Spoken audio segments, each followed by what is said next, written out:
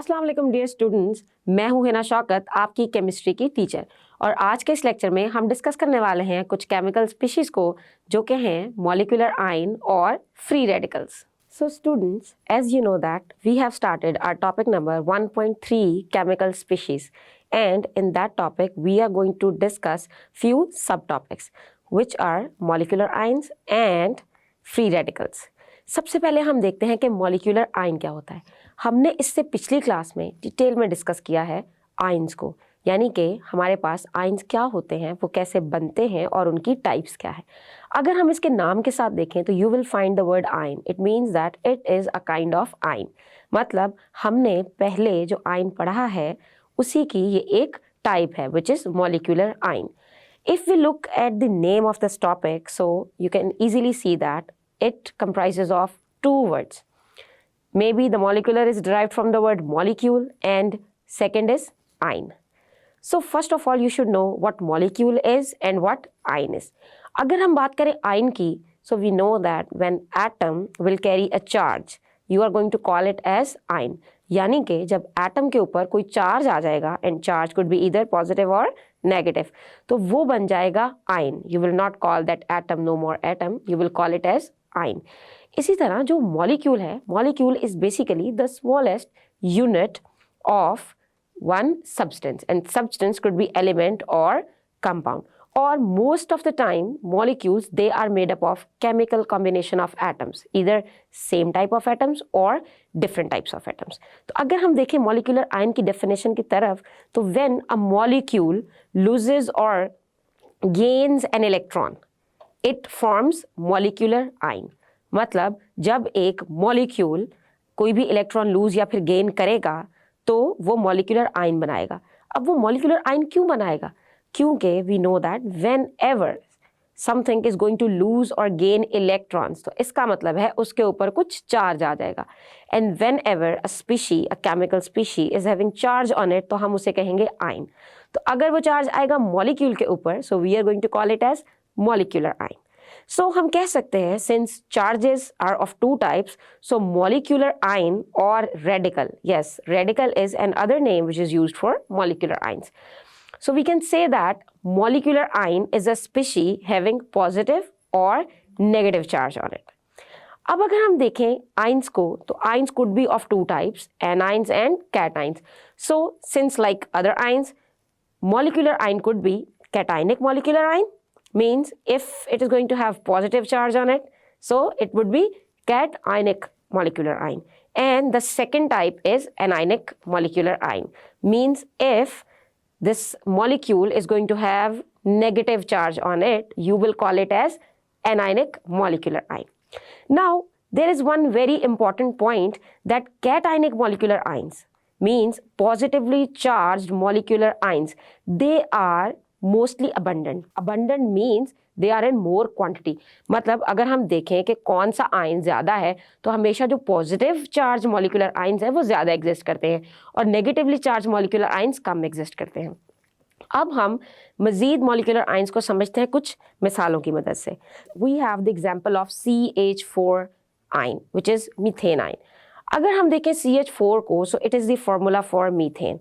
लेकिन जब methane gas, it's a gas, जब ये मॉलिक्यूलर आयन बनाती है, since CH4 is combination of different atoms, carbon and hydrogen atoms, they are combined together, chemically combined together, और जब ये आयन में कन्वर्ट होगा तो it is going to form a cation, यानी कि इसके ऊपर पॉजिटिव चार्ज आता है। तो हम इसे कह सकते हैं कि ये है हमारे पास एग्जाम्पल एक मॉलिक्यूलर आयन की। अब चलते हैं अगली एग्जाम्पल की तरफ विच इज He+, यानी कि helium ion. He is the symbol for helium। लेकिन यहाँ पे अब आप कंफ्यूज होंगे कि He is not the combination of different atoms। जी हाँ, He तो सिर्फ एक ही एटम है, तो फिर हम इसको मॉलिक्यूलर आयन क्यों कह रहे हैं? Because by definition molecule could be a smallest unit of a substance which can exist independently. So there are some substances which can independently exist as atomic form। यानी कि ये हैं noble gases. There outermost shell और valence shell is completely filled। तो अगर वो completely filled है तो do you think they are going to attach with other atoms to get stability? Of course not. So we can say that these gases, the noble gases, helium is one of them, ये exist करती हैं atomic form में, लेकिन हम इसे भी molecular ion ही कहेंगे, क्योंकि molecules can exist independently since helium atom can exist independently, तो ये भी हमारे पास होगा मोनोएटॉमिक मॉलिक्यूल।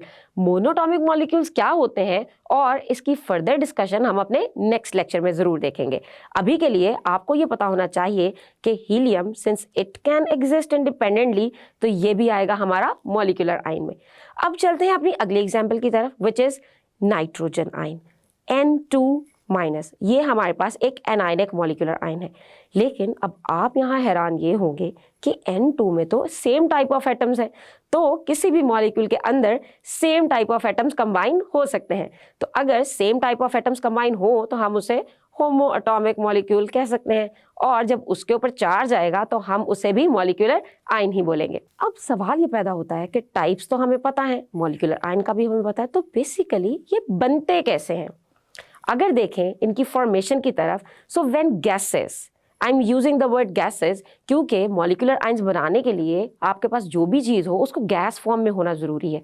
तो अगर आप किसी ऑर्गेनिक कंपाउंड की भी बात कर रहे हैं तो पहले आप उसे गैस फॉर्म में कन्वर्ट करेंगे, then you can form molecular ion out of it.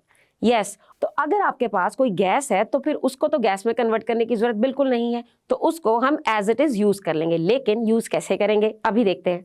So when gases are bombarded with high energy electrons in a discharge tube, they ionise to give molecular ions. अब discharge tube क्या होती है? So look at this image, this image is showing you a discharge tube. जी हाँ, discharge tube के अंदर there are some electrodes जो कि इलेक्ट्रॉन्स का फ्लो ट्रांसफर कराते हैं। और हम करते क्या है, we are going to fill our gas into the discharge tube and then we will bombard electrons by a beam, very high speed beam, and those electrons, they are going to knock out electrons present in the outermost shell of that gas. So इस तरह the gas will be converted into molecular ion. Since now we know that what are molecular ions और उसकी types, अब हम देखते हैं कि what is the difference between molecule and molecular ion. अब हम इस टेबल में given हर difference को individually discuss कर लेते हैं. So look at the first difference. For molecule, it is the smallest particle of an element or a compound which can exist independently and show all the properties of that compound. But for molecular ion, it is formed by gain or loss of electrons by a molecule. यानी कि एक molecule तो हुआ सबसे छोटा unit किसी भी substance का जो कि independently exist कर सकता है, लेकिन जो मॉलिक्यूलर आयन है ये बनने के लिए पहले मॉलिक्यूल का होना ज़रूरी है। मतलब जब एक मॉलिक्यूल प्रेजेंट होगा, जब एक मॉलिक्यूल बन जाएगा, and then the molecule is going to gain or lose electron, then it will be converted into molecular ion. तो क्या ये सारी प्रॉपर्टीज शो करेगा उस सब्सटेंस की? यकीनन नहीं। अगर हम देखें अपने अगले डिफरेंस की तरफ, तो ये डिफरेंस है चार्ज का। जब हम बात करते हैं मॉलिक्यूल की, तो since molecules they are combination of different atoms, तो ये इलेक्ट्रिकली होते हैं न्यूट्रल, मतलब इनके ऊपर कोई चार्ज नहीं होता। क्योंकि ये हमने अपने आयंस वाले टॉपिक में डिस्कस किया कि whenever something is having charge तो वो स्टेबल नहीं होती। Since we are saying that a molecule can exist independently, तो इसका मतलब उसके ऊपर चार्ज नहीं होना चाहिए। And if we talk about molecular ions, so name indicates that these are ions, means they are formed either as negative ion or positive ion. तो इनके ऊपर होगा या फिर पॉजिटिव चार्ज या फिर negative charge. So next difference is molecules they are formed by combination of atoms, मतलब atoms combine करते हैं केमिकली तो उससे molecules बन जाते हैं। But if we talk about molecular ion, so molecular ions they are formed by ionization of molecule. Ionization का मतलब bombarding the beam of electrons और फिर किसी भी मॉलिक्यूल को कन्वर्ट कर देना उसके आयन में, तो इस प्रोसेस को हम कहेंगे आयोनाइजेशन। अब चलते हैं अपने लास्ट डिफरेंस की तरफ जो कि बहुत इंपॉर्टेंट डिफरेंस है। A molecule is a stable unit. Stable मतलब उसको मजीद किसी चीज के साथ रिएक्ट करने की जरूरत नहीं है, बिकॉज उसके आउटर मोस्ट शेल के इलेक्ट्रॉन्स कंप्लीट हो चुके हैं, क्योंकि उसने शेयरिंग से उसको अपनी नीड को स्टेबल कर लिया है। But if we look at molecular ions, they are very reactive species. When we say reactive, तो मतलब जब ये बनेंगे तो फौरन ही ये किसी ऐसी चीज की तलाश में जाएंगे जो इनको स्टेबल कर दे, मतलब इनके इलेक्ट्रॉन्स मुकम्मल करने में इनकी मदद कर दे। सो अगर मैं कहूं कि मेरे इर्द गिर्द मॉलिक्यूलर आयंस मौजूद हैं, तो आपको मेरी बात पे बिल्कुल यकीन नहीं करना। क्यों? Because molecular ions they are very reactive, यानी कि अगर कोई मॉलिक्यूलर आयन मेरे इर्द गिर्द बन भी गया तो वो फौरन ही स्टेबल होने के लिए किसी इर्द गिर्द किसी भी एटम से रिएक्ट करके, जो कि उसके लिए सूटेबल हो, स्टेबिलिटी अचीव कर लेगा। लेकिन अगर मैं बात करूं मॉलिक्यूल्स की, तो I have so many molecules around, जिसमें हमारे पास ऑक्सीजन मॉलिक्यूल, क्योंकि वो एक गैस है, वो मॉलिक्यूल की फॉर्म में एग्जिस्ट करती है, वो हर वक्त मेरे इर्द गिर्द मौजूद है, तभी तो मैं सांस ले रही हूँ। हाइड्रोजन, वो भी हमारे इर्द गिर्द मौजूद है। नाइट्रोजन, वो भी हमारे इर्द गिर्द मौजूद है। सो ये हुए डिफरेंसेस बिटवीन मॉलिक्यूल और मॉलिक्यूलर आयन। और अगर ये कभी आपको लिखे हुए नजर आए तो किस तरह पता लगेगा? अगर तो खाली मॉलिक्यूल है तो उसके ऊपर कोई भी प्लस या माइनस नहीं लिखा होगा, और अगर वो मॉलिक्यूलर आयन है तो उसके ऊपर कोई ना कोई चार्ज शो होगा। और चार्ज देखने के लिए हम देखेंगे टॉप राइट कॉर्नर की तरफ। फॉर एग्जाम्पल, अगर ये है हाइड्रोजन तो चार्ज आप देखेंगे टॉप राइट कॉर्नर पे। सो उम्मीद है ये वाला डिफरेंस तो क्लियर हो गया होगा। सो चलते हैं अपनी अगली केमिकल स्पीशी की तरफ, जो कि हैं free radicals. If we look at the definition of free radical, तो free radicals they are atoms or group of atoms possessing odd number of electrons. Odd मतलब जो 2 पे तकसीम नहीं होते। आपका मैथ्स तो मुझसे ज्यादा अच्छा होगा, लेकिन अब मैं आपको ये बताने लगी हूँ कि ऑड नंबर ऑफ इलेक्ट्रॉन्स का कैसे पता लगेगा। As you know that we have discussed electronic configuration. So first orbit में आते हैं 2 electrons maximum, I am talking about maximum number. लेकिन सेकेंड ऑर्बिट में आते हैं 8 इलेक्ट्रॉन्स। अगर हम इन दोनों को ही कंपेयर कर लें तो आप देखेंगे कि शेल सिर्फ तब कंप्लीट होता है जब उसके आउटर मोस्ट शेल में ऑलमोस्ट सारे के सारे इवन इलेक्ट्रॉन्स हो। तो अगर आप देखेंगे कि उसमें ऑड नंबर आ गया है तो इसका मतलब वो चीज स्टेबल नहीं है। और हम कह सकते हैं कि अगर कोई चीज ऑड है तो हम उसे पेयर में तो शो नहीं कर सकते। जैसे कि अगर एक नंबर 3 हो, 3 आइटम्स हो, तो उसमें से 2 तो आप एज अ पेयर शो कर लेंगे, क्या तीसरी का पेयर बनेगा? नहीं, तो आप उसको कहेंगे अनपेयर्ड इलेक्ट्रॉन्स। तो जब भी कोई चीज ऑड नंबर में होगी तो वो अनपेयर होगी, मतलब उसमें से किसी एक चीज का पेयर नहीं बनेगा। अगर बात करें रिप्रेजेंटेशन की, क्या हमें कैसे पता चलेगा कि जिस चीज़ की बात हो रही है या जो बुक में लिखा है क्या ये फ्री रेडिकल है या नहीं? तो इसकी रिप्रेजेंटेशन बहुत ही सिंपल है। इसको हम एक डॉट से रिप्रेजेंट करते हैं। जी हाँ, हम सिंबल लिखेंगे और सिंबल के ऊपर राइट टॉप कॉर्नर पे एक डॉट बना देंगे, और डॉट थोड़ा विजिबल भी होना चाहिए। ऐसा नहीं कि बस पेंसिल रख के उसको उठा लें फौरन, हमको प्रॉपर एक राउंड में डॉट बनाना है जो कि विजिबल हो। सो फ्री रेडिकल के ऊपर डॉट शो करेंगे। And remember what we do for ions, we show charges and at the same location. अगर आपको ये लोकेशन याद रखने में कोई मसला हो तो मैं आपको बस एक छोटी सी टिप दूंगी। जहां हम अपने मैथ्स में पावर शो करते हैं ना, आपने वहीं पे प्लस माइनस या फिर डॉट लगाना होता है। ये तो हुए फ्री रेडिकल्स, लेकिन बात वहीं की वहीं है, आखिर ये बनते कैसे हैं? तो इनके बनने का प्रोसेस भी बहुत ही आसान है। When free radicals they are generated, so they are generated by homolytic breakage. And homolytic breakage of what? Bond between the atoms when they absorb heat or light energy. जी हाँ, अब इसमें एक आया मुश्किल word, what is homolytic breakage और homolytic cleavage। तो homolytic breakage ये होता है कि covalent bond break हो। Remember the covalent bond?